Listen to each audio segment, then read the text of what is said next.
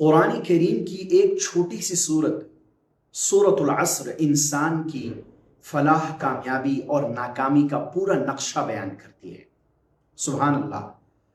سورہ عصر میں اللہ رب العزت نے بیان فرمایا والعصر ان الانسان لفی خسر۔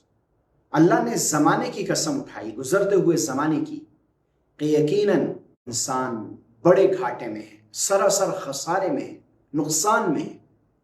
علماء نے نکتہ لکھا ہے یہاں کہ خسر سے مراد کیسا خسارہ ہے، کیسا نقصان ہے۔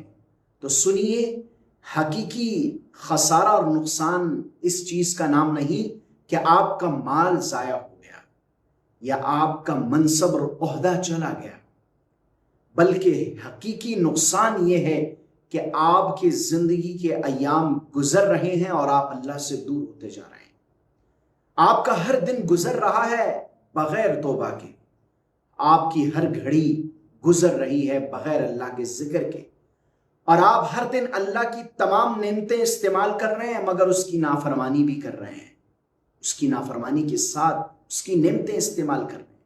یہ حقیقی خسران ہے، یہ حقیقی نقصان اور خسارہ ہے ابن آدم کا۔ اس لیے اس سے پہلے کہ وہ وقت آئے کہ موت کا فرشتہ ہمیں لینے آ جائے، ہماری روح قبض کر لے، ہمیں اس بات کی فکر کرنی ہے کہ کہیں ہم اس بڑے گھاٹے اور نقصان کو اپنی زندگی میں خود تو نہیں اٹھا رہے اپنے کندھوں پر، جس کے بعد ہماری نجات کا کوئی راستہ نظر نہیں آتا۔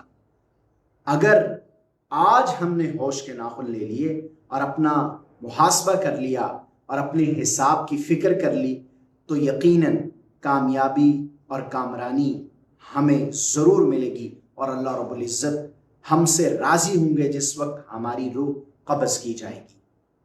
امید کرتا ہوں یہ پیغام، یہ میسج جو میں دینا چاہ رہا ہوں آپ سمجھ چکے ہوں گے۔ ملتے ہیں نیکسٹ ویڈیو میں۔ اللہ حافظ۔